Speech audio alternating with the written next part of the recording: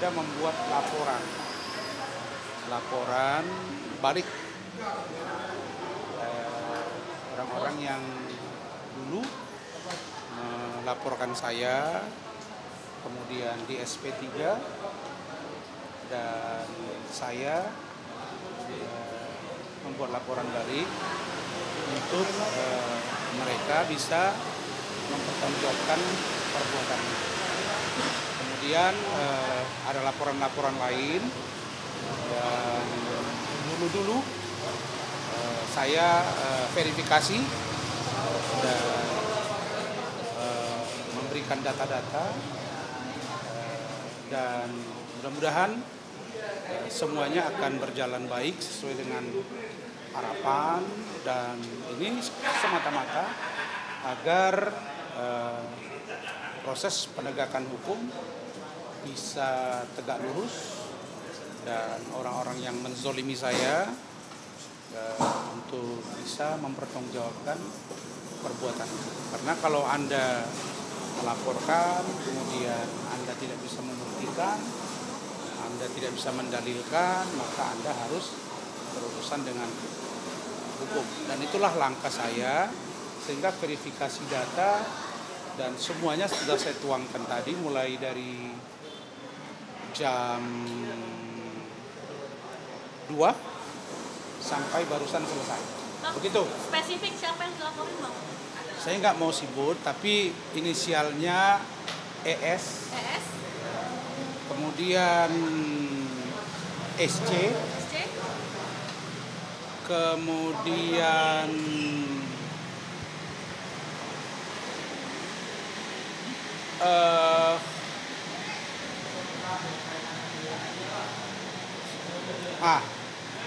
kemudian orang yang dulu getol menuduh-nuduh saya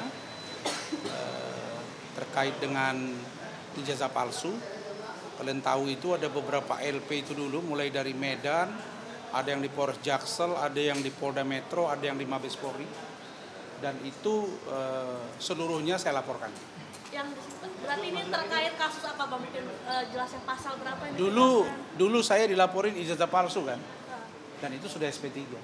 Yang sekarang orang-orang yang melaporkan secara spesifik itu saya ambil laporan balik ya, buat mereka. Terkait?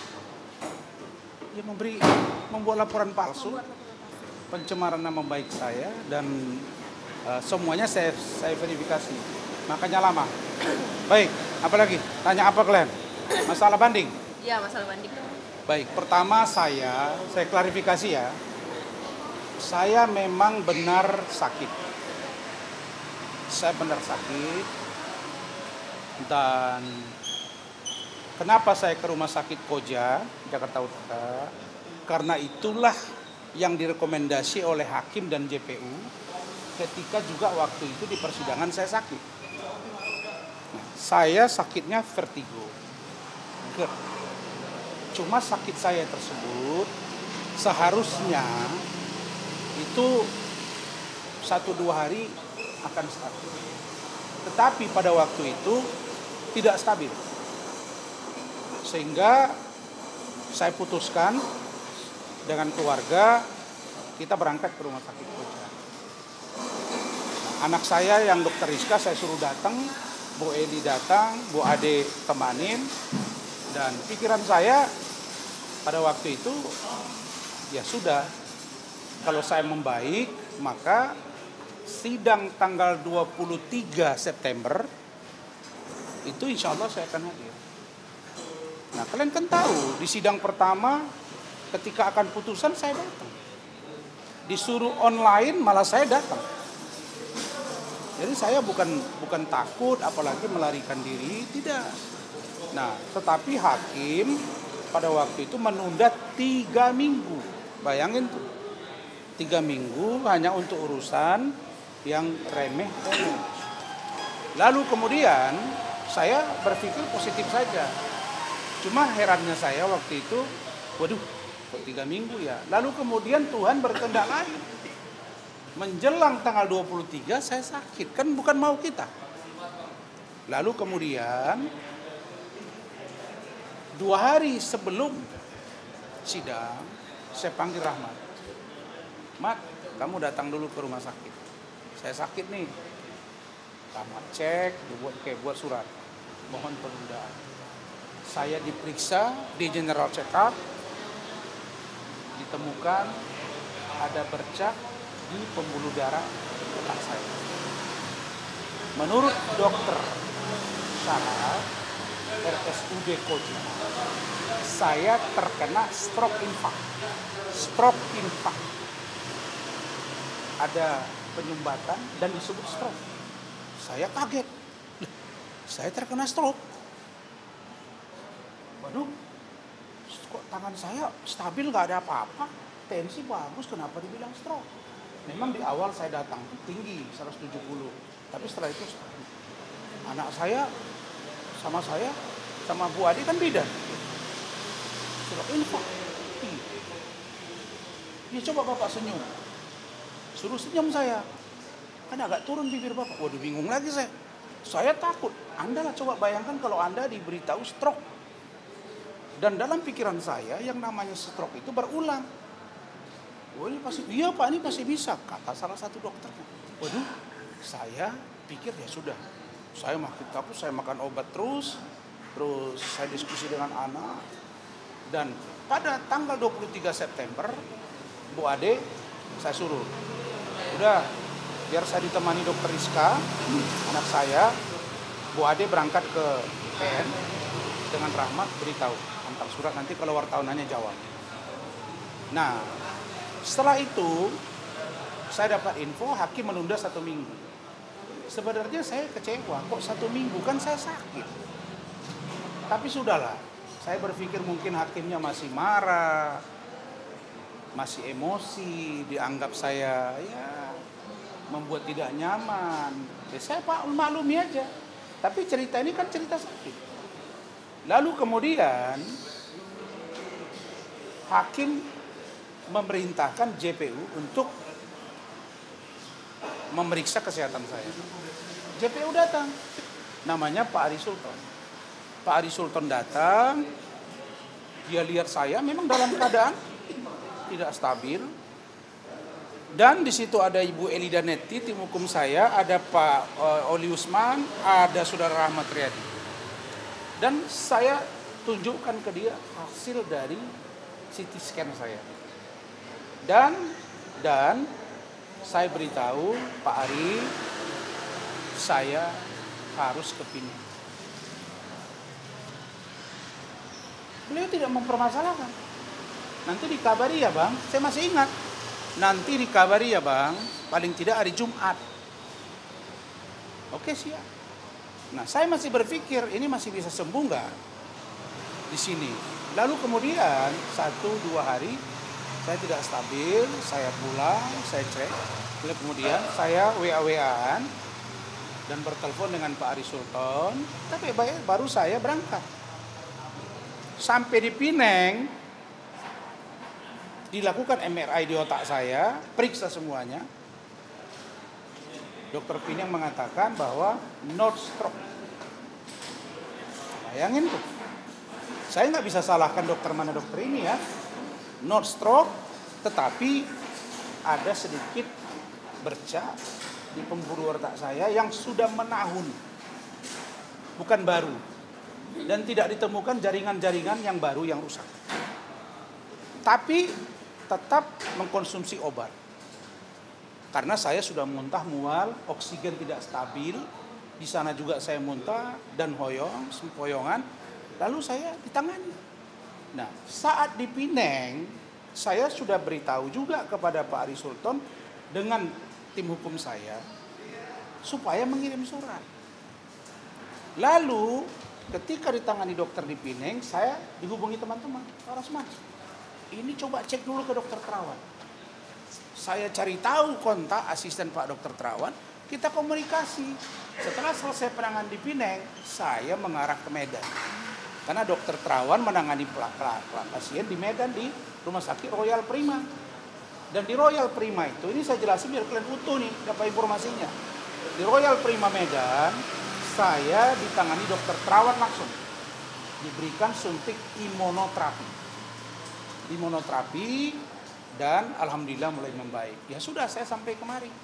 Nah, jadi sikap saya dari putusan dimaksud dengan vonis 1 tahun 6 bulan, denda 200 juta, saya nyatakan sangat saya sesalkan.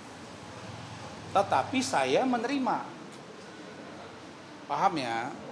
Apakah saya kecewa? Ya sebagai manusia pasti kecewa. Tapi saya langsung bilang ke Rahmat, Mat, kita rapat tim, saya diskusi keluarga, kita banding. Saya banding. Dan banding saya sudah diajukan Jumat yang lalu. Oke. Dan apalagi yang menarik, beberapa hari yang lalu kita mendapat informasi bahwa banding dari JPU untuk Iklim Hakim divonis 6 bulan penjara, denda 100 juta tanpa hukuman percobaan setahun, 12 bulan. Nah, putusan ini sangat saya apresiasi. Saya sangat merasa bahwa ini putusan yang baik, bahkan harusnya lebih berat. Kenapa? Artinya bahwa Iklima melakukan perbuatan itu. Nah, pertanyaannya, kalau seorang klien memberi kuasa kepada seorang kuasa hukum, terus kuasa hukum menyampaikan itu ke publik sesuai dengan yang disampaikan klien, maka pantaskah saya dikenakan pasal 55 ayat 1 ke 1 turut serta dan berulang.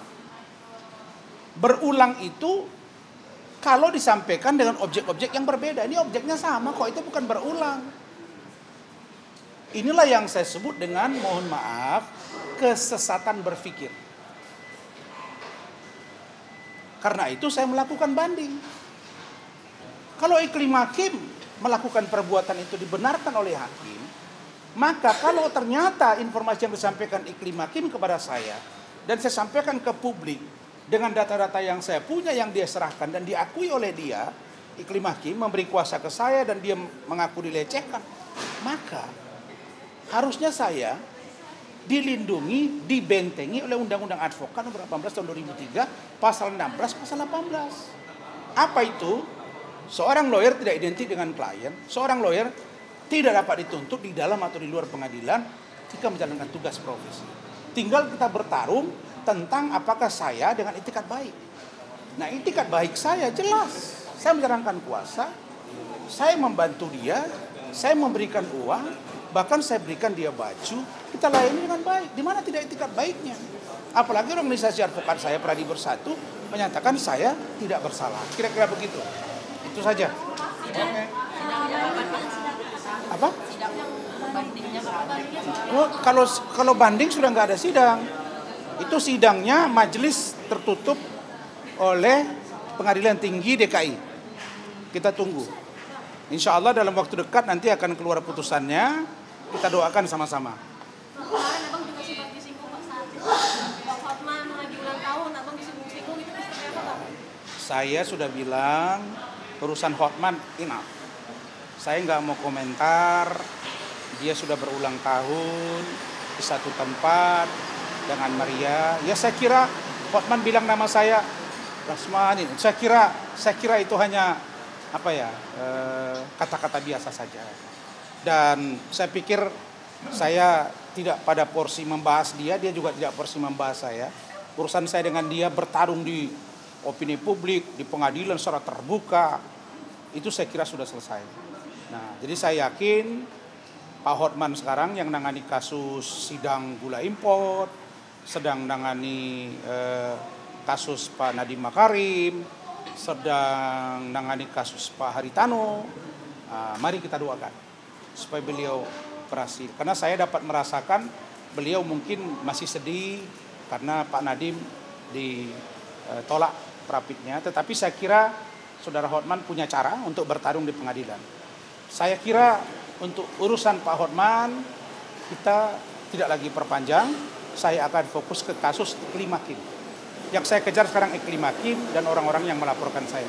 Oke, thank you.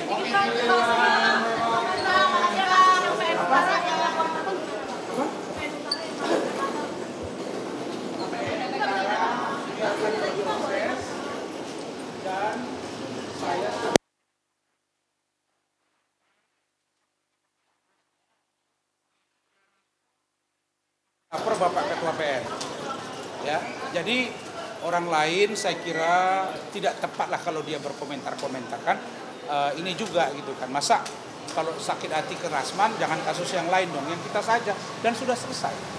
Saya kira itu. Biar saja nanti clear masalahnya, semuanya berjalan dengan baik. Saya percaya saya melakukan tindakan semuanya tidak dasar unsur kesengajaan atau menghina lembaga peradilan. Tidak ada maksud. Dan saya di situ hanya mengatakan bahwa saya minta ada pergantian hakim karena ada perdebatan dan lain-lain. Saya kira itu cukup ya. Bang, itu laporannya seperti apa? Pemanggilannya gimana, Bang? Apa? Pemanggilan. Belum ada. Ya. Untuk yang